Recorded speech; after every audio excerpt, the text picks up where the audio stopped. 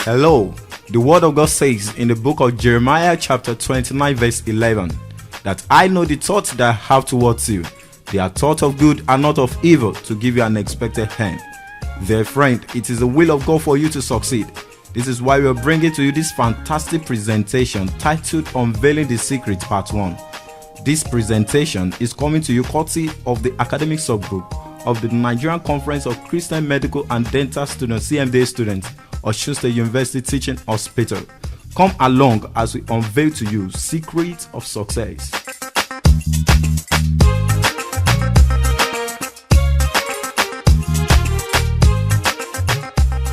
Alright, thank you very much. Hello once again, good day to you.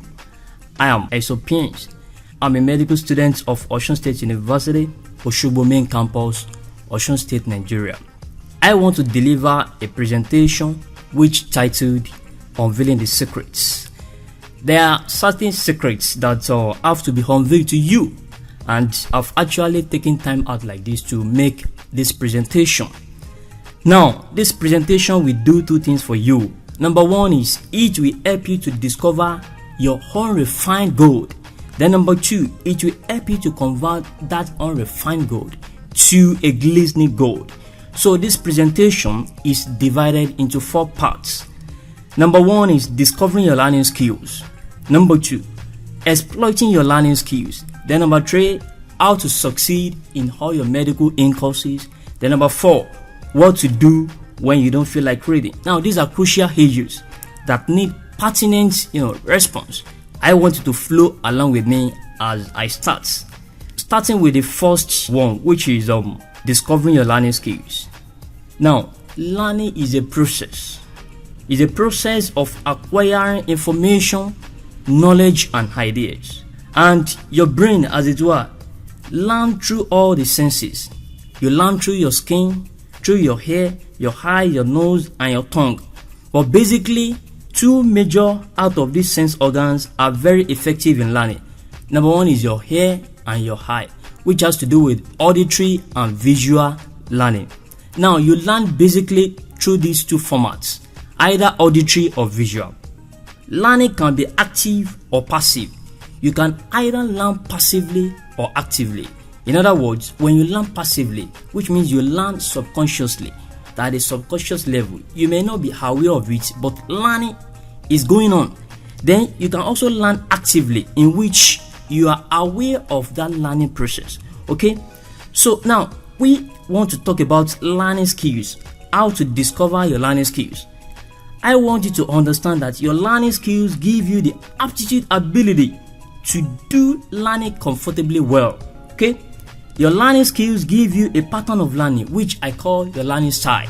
Alright, your learning style is your best way of learning, the way you can learn best. Okay, so I want you to flow along as you start discovering your learning skills. Now, under this discovering your learning skills, there are 3 things to address. Number 1 is knowing the type of learner you are. Now, you are a learner. You discover that virtually every day we learn 1 or 2 things. Okay, so everybody is a learner. Alright, but basically we have 3 categories of learner. Number 1 is auditory learners. Number 2, visual learners. Then number 3, tactile learners. Now, starting with auditory learners. Auditory learners are people who are sensitive to what they hear. Alright, they are sensitive to what they hear. Now, when you say something to their hearing, they grab it very fast. Okay, because that is where their treasure lies. Alright, now auditory learners can easily grab very fast what somebody says. Okay, when something is in hearing format, in quotes, they grab it very fast. Let me give you some instances. Do you like hearing things than reading it? Do you seem to learn best during lectures, teachings, and class discussions? Do you like listening to audio tapes? Or do you like reading aloud or talking things out for you to gain better understanding? Like in discussion? If yes, you are probably auditory learner. Okay, and you have more treasure as an auditory learner. Then for visual learners are people who are sensitive to what they see. Now, when we say visual, it has to do with what you see. So visual learners are people who are very sensitive to what they see. Okay? Now, visual learners, they can easily grab very fast. When they look at pictures, look at diagrams, look at sketches, look at atlases like in anatomy, okay? Those are visual learners. So they grab what they see very fast. Do you like looking at pictures, diagrams, sketches, and atlases? And things like that can actually aid your understanding? Or do you do best in classes when the lecturer makes use of overhead projector? Okay? Or you like learning or remembering things by creating pictures in your mind? Oh, you are probably visual learner. When you discover you have all these attributes, you are probably visual learner. Alright? So going to the third category of learners, which I call tactile learners. Now, tactile learners are people who are sensitive to what they can feel, what they can touch, what they can palpate.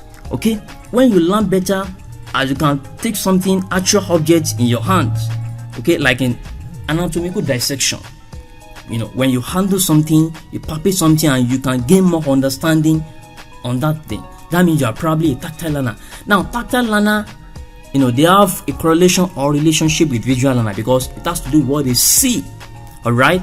Now, with these few explanation on each category of learners, I hope you should be able to know the category that you belong. You see, it's very important you know the category you belong, because this will be like a shortcut for you to achieve your success at ease. You get the point? So it's very important you know the category of learners that you belong. Now, don't misquote me about this. Now, for the fact that you are auditory learner does not mean you can't pick up a text or something in written format and understand. No. You as an auditory learner, you can pick up a textbook and read.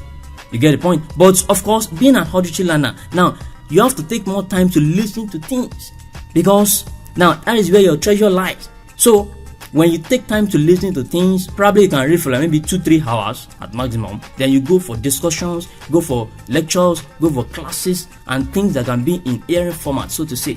Then likewise, visual learners too. For the fact that you are visual learner does not mean you shouldn't come for lectures. You shouldn't go to discussions like tutorial, and things like that. You get the point? So when you read, because you are visual learner, so you can take more time to read. Alright? Then after reading, then you go for discussions and things like that, because now they go pari passu. Then one more thing to have with this is, now we have the same goal as a medical student, alright? But we have different routes in which we achieve that goal. Now we have to work hand in hand to actually make us to achieve this goal. Alright? Now, how do I mean? You as an auditory learner, you have to go for discussion sections and things like that. Now, let visual learners, people who have the gift of reading, let them go and read. Then the auditory learner will come and hear, because they have the gift of hearing. Alright? So they work hand in hand. You get the point? And that is how you succeed in medical school. Okay? So that is talking about discovering your learning skills. Then to the second part, now knowing your best time of learning. For the first one, I've talked about knowing the category of learners you belong. Alright? Then for the second part, we have knowing your best time of learning. Now you have to know the best time you learn. It's important to know your best time of learning.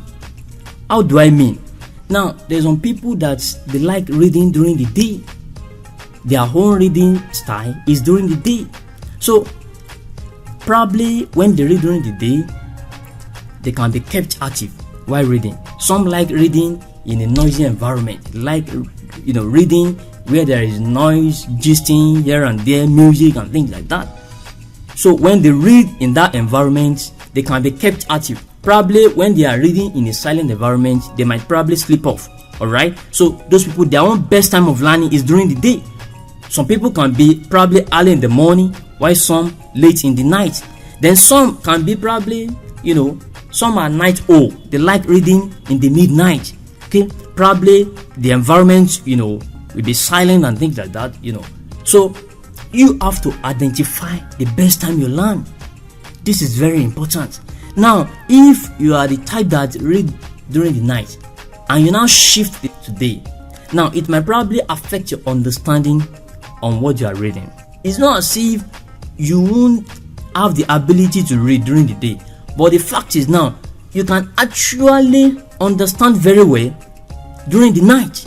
So when you read during the day, you can just have, like, maybe you want to revise or things like that, you can read during the day. But if you really want to read very well, then you go for night, because your own reading style or your own best time of learning is in the night. Okay, then to the third part, which is on sequentializing your learning pattern or format.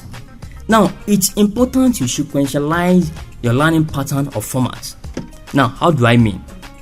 Some people, they like reading before hearing. Okay, let me give you an instance. A lecturer gave you a topic to go and read ahead. Oh, somebody might prefer reading before going for the lecture. All right, then another person might prefer, let me hear this thing before I go and read it. So you have to understand your own pattern, your own learning pattern. You have to sequentialize your learning pattern. All right, okay. Now you may ask me, oh, why should I sequentialize my learning pattern? Now, it's important because now there is a way memory is sequentialized in your brain. There's a way memory is sequentialized in your brain. If your brain expects, visual to come before auditory, that is, if it expects reading to come before hearing, and you now try to misplace or interchange that, now it can affect the memory storage in your brain. Alright, so that is why you have to sequentialize your learning pattern. Okay, so those are the three things that is enfolded in discovering your learning skills. Now, under discovering your learning skills, I've talked about three things. Number one is knowing the category of learners you belong. Number two is knowing your best time of learning. Then number three is sequentializing your learning pattern or learning format. Alright, so now going to the second aspect of it, which I call them exploiting your learning skills. Now, it's important to exploit your learning skills. Alright, now exploit, I didn't say explore, because now you are the one that owns your learning skills. So when you make wise use of it, you exploit your learning skills. So there are certain manipulative ways of exploiting your learning skills. Number one is forming analogies. There's some ways of analogizing some medical or terms or some medical subjects. Okay, for instance, like in anatomy, physiology, and biochemistry, you can try to form some funny illustrations, some analogies that can actually make you to remember some things. All right, so analogizing is very important. Okay, so you can begin to think of many things. Now, when you read, irrespective of the category that you belong, whether you are auditory, tactile, visual, whatever, now everybody has the ability to read. Okay, now when you read, now if you can try to analogize what you've read, try it, so that when you remember that analogy, you can easily remember what you've read or what you actually correlated with what you've read. You get the point? So forming analogies is very important too. Then number two is etymologizing. From the word etymology. Now, etymology has to do with the study of origin of words. Try to get the origin of words. Now, you discover that most of medical terms or terminologies have basic etymology. They have root words, they have prefix and suffixes. Okay, so etymologizing will help you a lot. Will help you to understand many things. Now, let me give you an instance. When you talk about hyperglycemia, okay, now when you say hyperglycemia, you can analyze that etymologically. Now, hyper in any form or in any way means increase. Okay, increase or high. All right. When you say glycemia, now gly means has to do with glucose. Then emia has to do with blood condition. So when you recombine back that word, you say hyperglycemia simply means high blood glucose level or high glucose in the blood. You get the point? So that is hyperglycemia, of course. Then another example is when you say dysphagia. Now, this in any form, in any way means difficulty, problem, abnormality. Alright? When you say phagia has to do with eating or swallowing. So recombining back the two words, you say dysphagia simply means difficulty in swallowing. So it's as simple as that. So you can solve some things etymologically. So when you see a word, you don't have to go and be running eta-sketa, to get the basic meaning before you do that. Okay, so solving things etymologically too is part of ways of exploiting your learning skills. All right. Then another is intellectualizing. Now, these are manipulative ways of exploiting your learning skills, because now you've discovered your learning skills, then you want to start exploiting them. So there's some ways that you can actually make use of. Okay. Then the third one is intellectualizing. Now, what does that mean? You take time to think. Now, this is very important as far as medical school is concerned, because one of our problems as a medical students is that we don't take time to think after reading. Now, you see somebody, I've read for like 8-10 hours. Then you ask the person, what have you read? I read a lot, but if you now go ahead, can you just summarize what you read? I can't really remember. Okay, they can't remember. Now, why? Because now you just kept on loading the brain with information. You don't take time to process that information, and it's very important. Now, processing the information has to do with intellectualizing. Now, you take time to think. You can't just be loading your brain with information without taking time to think about it. That's what we call intellectualizing. Okay, so you have to take time to think about it, to remember, how realistic this thing is. Okay, then intellectualizing will now give you sense of practicality. That when we think about it and you see that this thing is practical, of course, then you start practicalizing it. What you don't think about, you can't have a sense of practicality with it, because you just think that this thing, they are just abstract. Let me just take them, let me just read and just forget. Okay, so that intellectualizing will give you that sense of practicality. All right. Another way of exploiting your learning skill is try to conceptualize.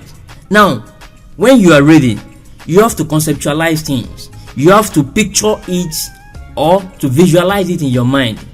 Okay, now that is common to visual learners. All right. Now, when you read, you try to picture what you are reading in your mind. Now, irrespective of the category of learners that you belong. Now, everybody, like I said earlier on, has the ability to read. Okay, so when you read, you make sure you conceptualize what you are reading. You try to picture it in your mind. You form a picture in your mind, so that when you want to remember what you've read, it's actually the picture that you remember. And when you remember that picture, everything will come back to your senses. So conceptualizing is very important. Then another way is forming mnemonics and acronyms. That's a common one. You have to form mnemonics and acronyms. Okay, now mnemonics, you can either form it on your own, or probably somebody has formed it. Okay, so forming mnemonics and acronyms is very important. It's also help you to remember things. Okay, then another one is repetition. Now, repetition is very important. Now, a research by some physiologists has actually shown that we learn some things through repetition. Okay, now when you keep on repeating, you keep on recapitulating, you keep on recapping what you've read. Okay, the thing simply move from short-term memory to your long-term memory. That's what we call consolidation. Your memory got consolidated. Okay, so when you keep on repeating, probably you learn a new word, today. Then when you keep on repeating what you've learned, the thing stays in your brain. Okay, so in fact, I've tried it several times and I see that it's cheap, it works a lot. So when you keep on repeating, keep on recapitulating, keep on recapping, then the thing got saved in your brain. Then another one is application. You have to apply everything you learn. In fact, virtually everything we learn in medicine is applicable. Your daily activity, you can apply what you are learning.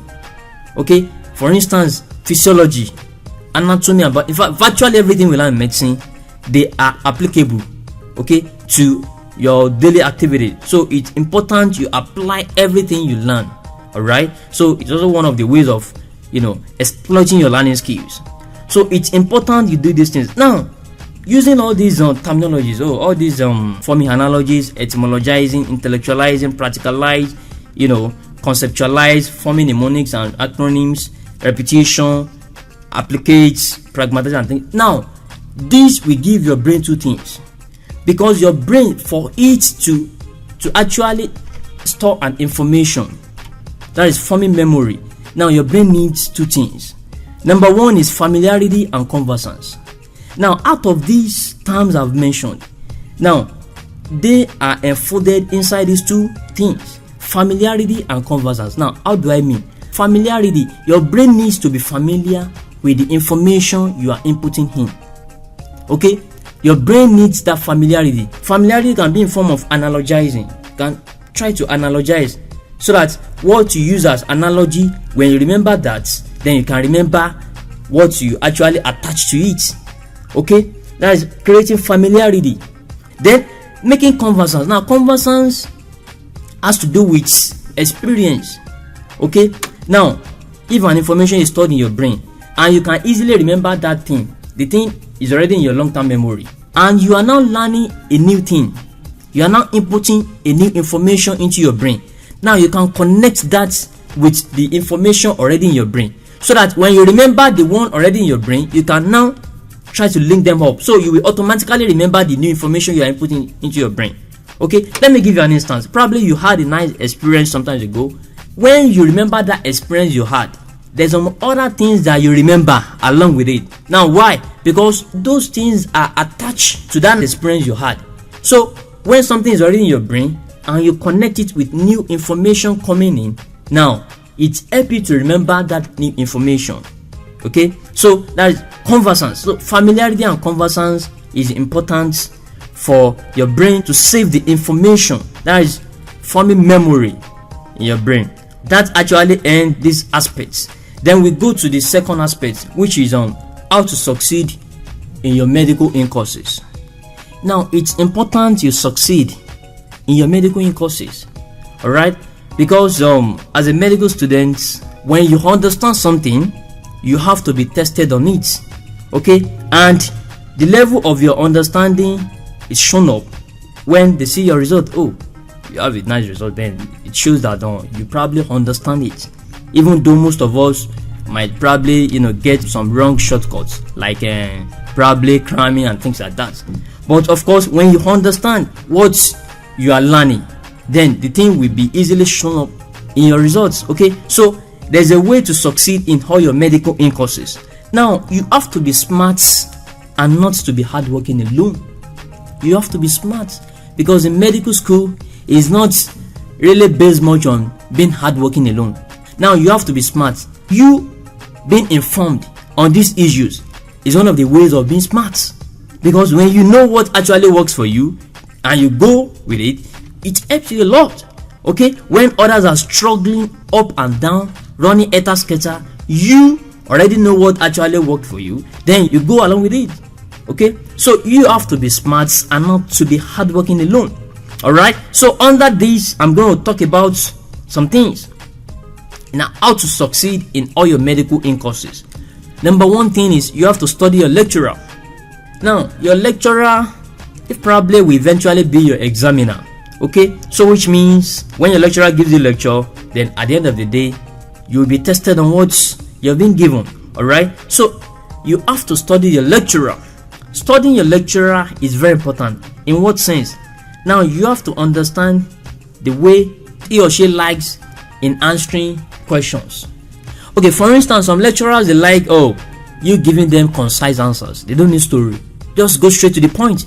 So when they give you a question and you start writing stories and the time goes up, then you have problem. But when you know the kind of lecturer you have, you know the nature of your lecturer, so you can actually put your answers in concise form, so you don't write stories. Okay, so you have to know what your lecturer actually likes, whether your lecturer likes a concise answer, or some might prefer epistles.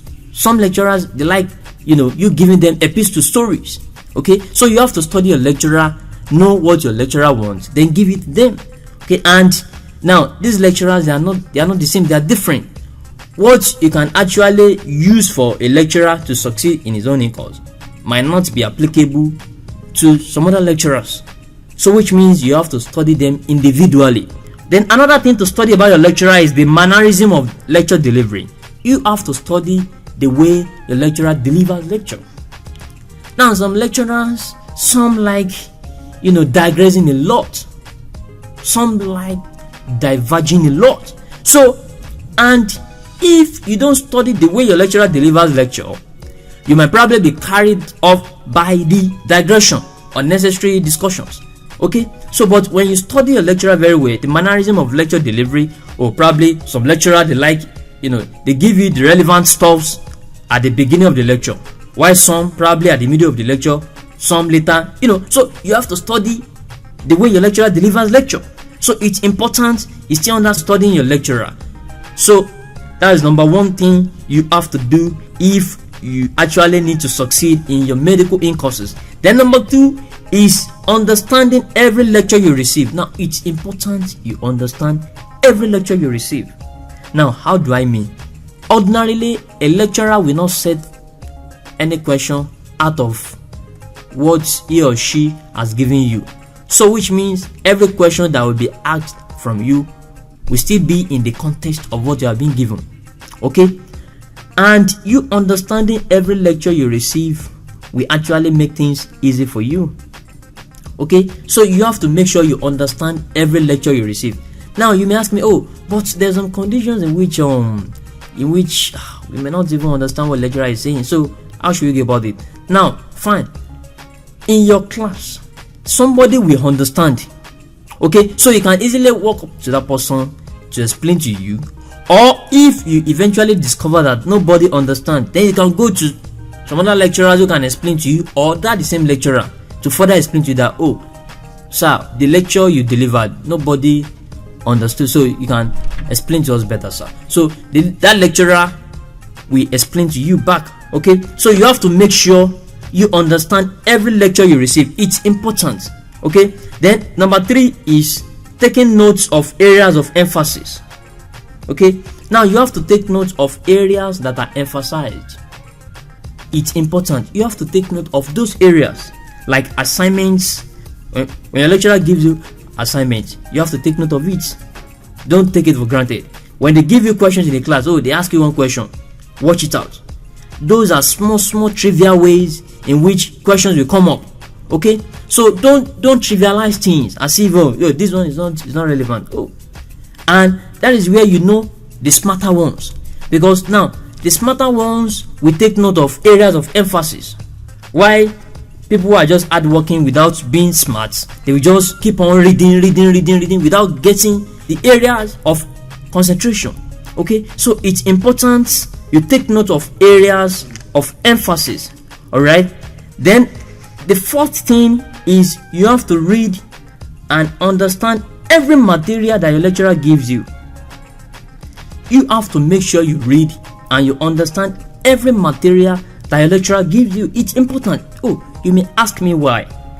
Now, it's important because number one, the material that is given to you is a common fact. The material your lecturer gives you, whether it's soft copy, whether hard copy, whether PowerPoint presentation, whether anything you can talk of. Now, this is a common fact to your class, because now your lecturer will expect that, oh, this thing I gave to you is common to everybody, so there is no issue of discrepancy. All right.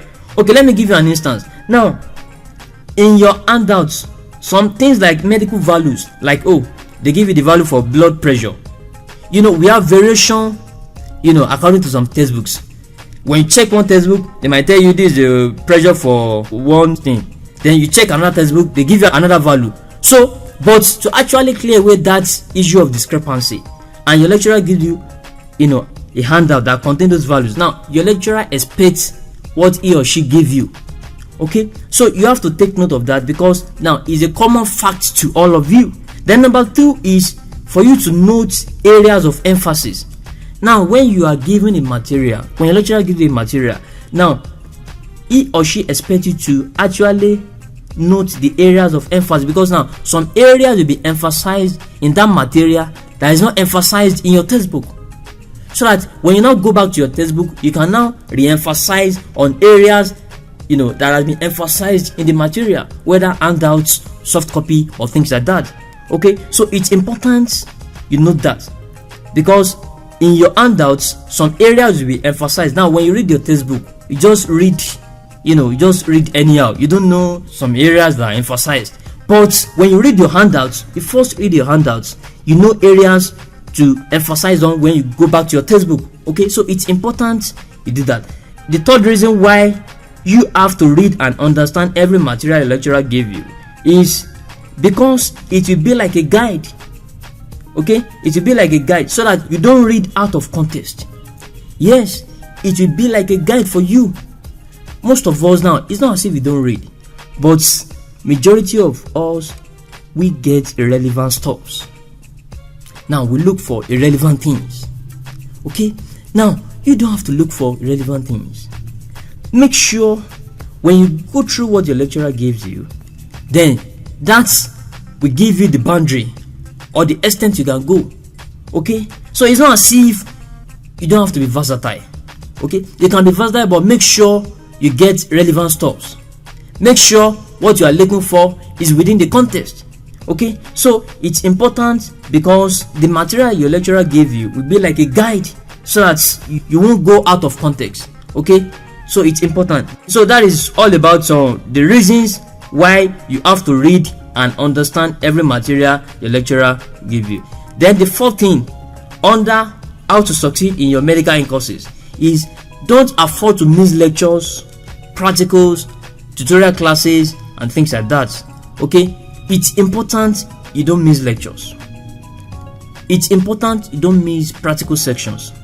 Okay, now especially auditory learners, you have to make sure you attend every lecture. Now virtually every lecture, it might not be everything. Okay, you make sure you attend virtually every lecture because now this is where your treasure lies. So when you attend the lecture, you listen to the lecturer, the explanation and things like that, then it aids your understanding even while reading back. Okay, so it's important you don't miss lectures and even practical sections too. Some of us say, let me just skip that one, Jerry. It doesn't matter. It matters though, because now these are things that actually count towards our success in succeeding in our medical in courses. Okay, so it's important you attend lectures, practical sections and tutorial classes. Then that will also round up on the aspects of how to succeed in all your medical in courses. Then going to the fourth thing now is what to do when you don't feel like reading. What to do when you don't feel like reading is a common challenge to virtually all of us, that sometimes you don't feel like reading. Okay, but what do you do? Number one thing we have to take note of is identify your head states. Okay, the states of your heads. Now at times you might probably be down. Okay, you are probably ill or sick. Now in that situation, you don't have to stress yourself much because now even the whole system is down. Okay, so you have to be refreshed before you start having appetite to read. All right, so identifying your states, it's important. But if you are not ill and you just feel like you don't feel like taking your textbook and read, there's a way to go about it. In that situation, you need a driving force. You need a driving or stimulating force. Okay, and this driving or stimulating force can be generated via two means. Number one thing is sit down your brain and try to remember some things. Try to remember what you've learned. Okay, probably you don't feel like reading and you don't want to waste your time. You just sit down, then try to remember something like, okay, maybe you want to remember like femoral triangle. Okay, remember, okay, femoral triangle. Okay, try to remember the boundary.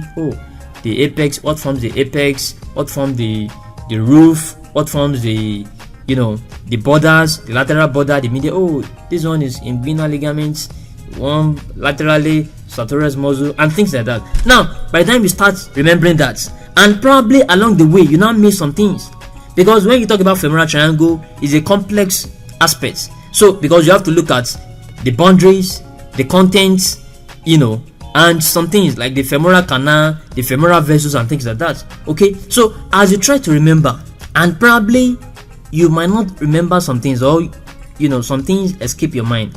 Now that will drive you to go and read. You will receive that stimulating force to go and check your textbook or your notes.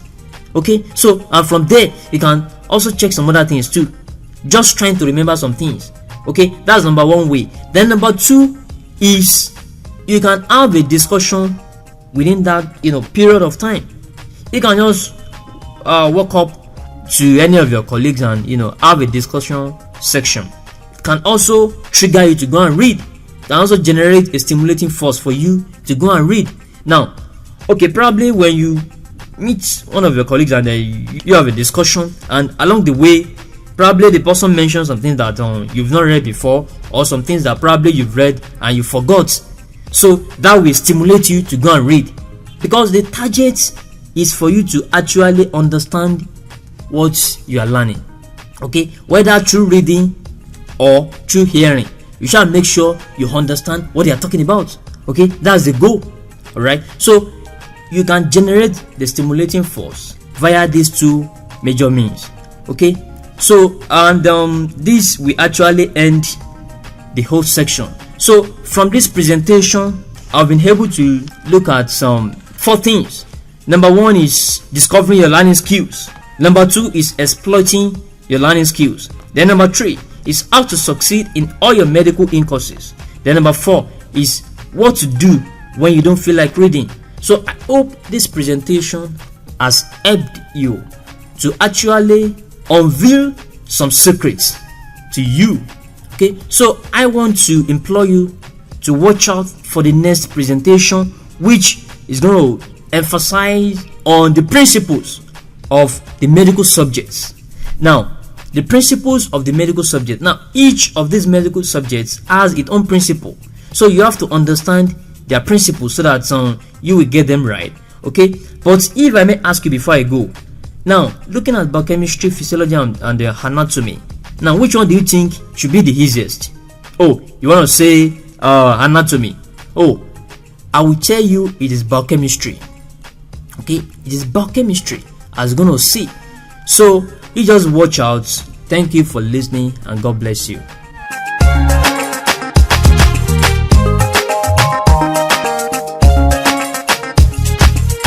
Thank you, Samuel, for bringing us success secrets, especially in the medical school. Now we know that succeeding is quite much more easier. The vision of NCCM this is that God made man spirit, soul, and body, and He has called us Christians in the medical and dental discipline to be proficient in caring for the whole man. Part of being proficient is performing excellently, even while in the medical school. I don't know if you have ever wondered why some do well and why some do not in medical school. The secrets are contained in the discussions that we have just had. With this presentation, I know you have been blessed. For more information, counsel, and help, please feel free to approach us at the academic subgroup of the Nigerian Conference of Christian Medical and Dental Students, CMDA students, Osun State University Teaching Hospital Chapter. God bless you. You will succeed.